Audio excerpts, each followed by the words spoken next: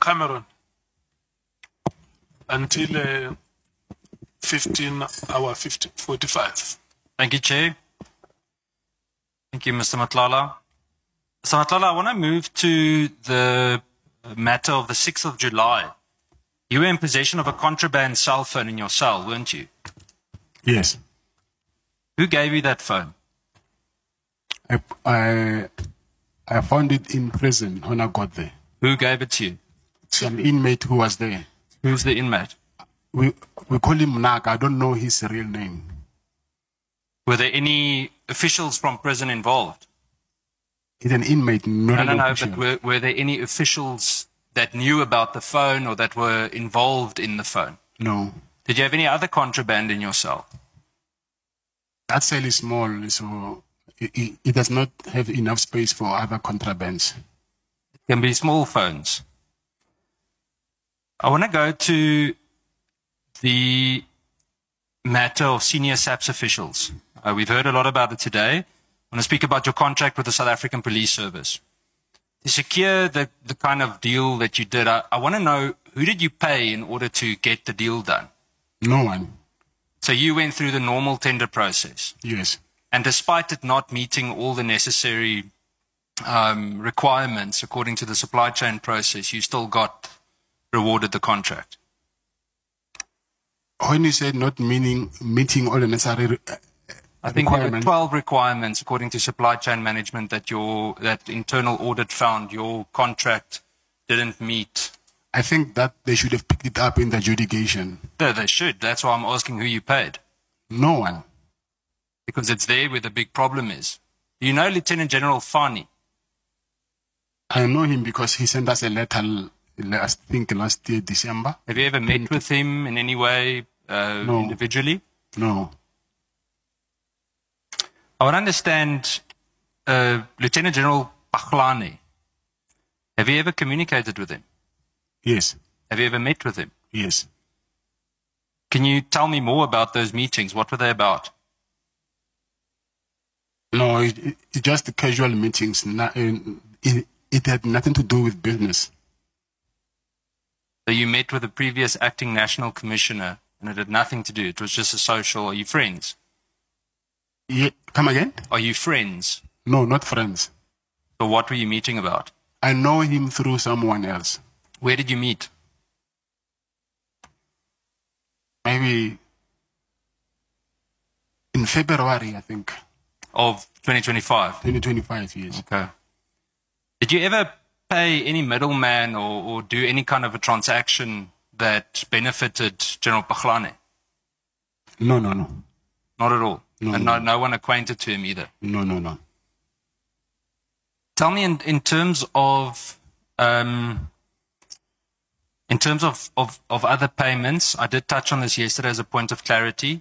Are there any other senior police members that you have gifted or paid in any way or lended money to? No. None? No. And anyone that you assisted like you did with ex-Minister Cele? Assisted. Well, assisted, bribed, paid, not bribed. Not that I know of. So there's no other corrupt relationship with anyone in the South African Police Service? Corrupt, no. Did you lend any money to other South African Police Service members? No. Okay. In terms of your relationship with Minister Becky Cele, why, explain this to me. I mean, we've heard your different theories today, but why would any legitimate businessman, as you call yourself, hand over R500,000 in cash to a, let's call him an ex-government official, if it's not a bribe? I know the Honourable Breitenbach touched on it, but explain to me in one sentence why would any legitimate businessman do that? Because I was under very serious harassment from the same police. I want to understand, or make you understand, that aiding and abetting is when a person assists, enables, or finances someone else to engage in unlawful or criminal conduct. It includes paying someone to use illegal influence or authority. Do you understand that? I do.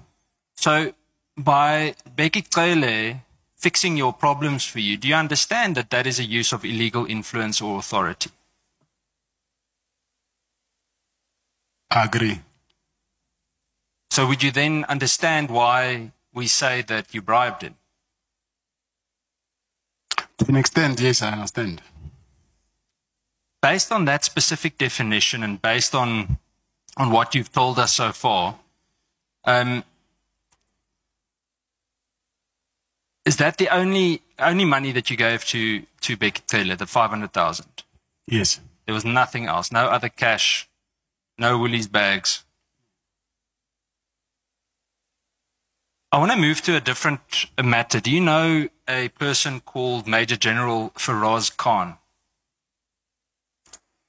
I know his name, yes. How do you know him? Do you know his name or do you know him as an individual? I got to know him that day during the raid because they asked me about him as well. And Major General Moodley? Who? Never mind, you definitely don't know him then. Do you know a Major General Mzwandile Tio? No, I don't. Not. Okay. And do you know or have you had any contact with other senior members of the Crime Intelligence Division? No. And none of them ever did you any favors or you contacted them to assist with any kind of work? No. Have you ever given money to anyone in crime intelligence? No. Why did you hesitate? I'm not hesitating. I'm trying to think when you say crime intelligence, which unit is that? But I get it. Okay. Is it correct that you have cottages situated at the back of one of your properties in Pretoria? Yes. What are those cottages used for, Mr. Matlala? For staff. And have you ever availed them for police members' use? No. Did police rent them or did they use them for anything else? No. Not. There was never a rental there. Did you ever receive any internal documents from SAPS, documents that you weren't meant to have, anything that's classified or considered top secret, any memos, registers, anything like that? I think while I was in prison, because NPA came here in prison and they asked me to sign for a search and seizure. And when they went to my house, they got some of the documents. And then they found some of the documents, I think, from SAPS, from my house. What documents were they? I don't know because I was in jail. I just heard that there were some documents that they say they found from my home. But were you not aware of any documents at your house? The thing is, when I went to sign for the contract, so there was 3 big bundles of documents and some other papers. So when I took these papers, I think I took some of the papers which did not belong to me. Have you ever provided any SAPS uniforms or equipment or identification to individuals that don't belong to SAPS? No. Not. Did you ever receive any uniforms? I know we touched on the blue lights, but did you ever receive anything of that kind? No, I didn't. And then the last few questions, Mr. Matlala. You accuse multiple ministers, SAPS generals, crime intelligence, I believe some of you mentioned the IPID complaints, and investigators of wrongdoing, correct? Harassment, as you call it. Yes. Yet in every instance, your allegations arise only after action was taken against you, correct? No, that's not correct. Okay, what action did you take before then to report it? I tried to do the High Court interdict, and then they advised me to cancel that thing. No, but I mean, we know you bribed Tele, Minister Tele. I want to understand, what did you do as an ordinary South African, as you claim to be, to report the harassment that you spoke of? Did you ever open any criminal cases? If I had to open it, it was supposed to be in South Africa, but that was not possible to do it. I tried, but I couldn't win. Where did you try? I tried in Brooklyn. I also tried in Soweto. So that thing never happened. And what was the reason that they gave you? In Brooklyn, they said they cannot open a case against the police. I want to understand it seems that you never reported any of these allegations while the relationships benefited you. I mean, if Minister Becky Cele asked you for money, shouldn't you have reported it right there and then? You can report the police to the police. You absolutely can. We wouldn't be sitting here if people didn't report the police to the police. But I tried that, so for me it never worked. Mr. Matlala, do you want us to believe that the former minister, multiple police generals, IPID, a torture victim, a task team, all conspired to target you, one businessman? That's what happened. Why? What makes you so threatening? I mean, the way you sit here, you come across either extremely naive or you want us to believe a totally different version of what your rap sheet says. So why are you so threatening to them? Why am I threatening them? No, why are you a threat to them? I'm not saying you're threatening them. I am not a threat to them. I believe that because of they thought that I'm close to General Sibiya or Minister Mkhunu. So actually I was not the target from what I heard from Minister Tele. So, but through me, they were going to get to their people. So let me make it simpler. You willingly entered, you may not have been understanding how big the conflict internally was, but you willingly entered a corrupt network to secure a multi-million rand contract. When that network became too demanding and a rival faction targeted you, you found yourself in a war that you couldn't control, correct? No, that's not correct. How would you describe it? I never bribed anyone to get my contract. You bribed Becky Cele, not maybe for the contract, but to make problems go away. I had to do what I had to do with this Becky Cele issue. And now, to save yourself, you're accusing everyone else of the very corruption you willingly participated in. Isn't that true? Everyone else like who? Becky Cele, Brown Mahotsi. I'm not accusing even those are facts. Well, whether it's a fact or not, you partook in the process. It's like Honorable Breitenbach explained to you the difference between a corruptor and a corruptee. Yes, I admit that. Mr. Matlala, there's one constant in every strand of this entire web, everything we've heard so far.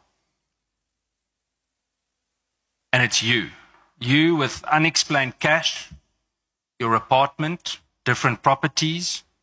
You seem to somehow insert yourself into investigations.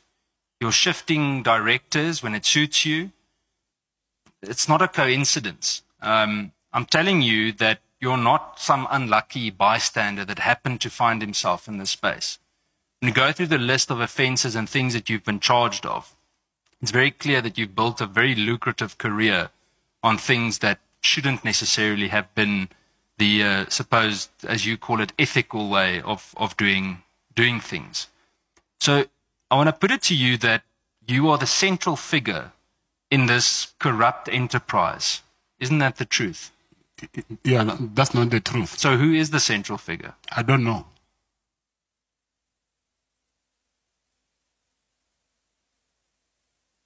I think, Chair, as a closing statement, I want to emphasize, Mr. Matlala, that you've caused significant damage with your dealings, whether you willingly or unwillingly gave people money and knew or didn't know what they were doing.